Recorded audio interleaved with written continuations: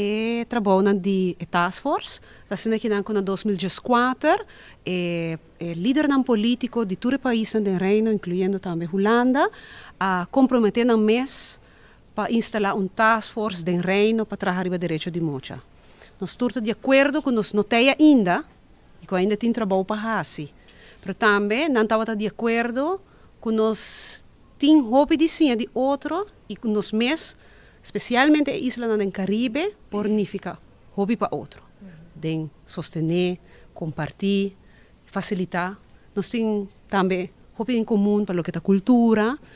Então, assim, nós decidimos que instalar task force. E assim, nós de na abril de 2014, outubro de 2014, nós sabemos todos os membros da task force, tanto de Aruba, Sint Maarten e Curaçao, como também de Isla de Caribes Nederland.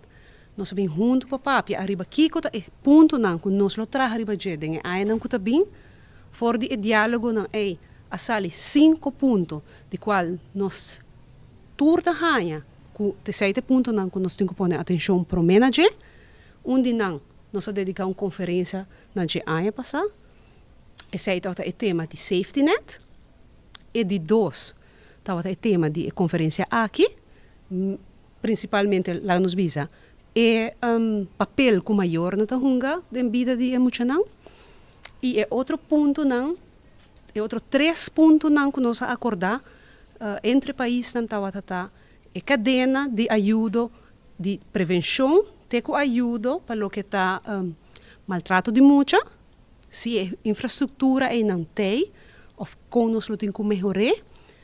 Também é outro ponto, é parte de participação, que também é o que seguro nós está ganhando com este word, estimular, e é ponto aqui não, ainda nós temos que trabalhar mais não. Então, isso aqui é ponto não a largo prazo. Então, isso aqui é maneira, senhora Dan Heijer Bisa, é processo que nós iniciamos em 2014, e todo o país está comprometido para seguir com o processo aqui.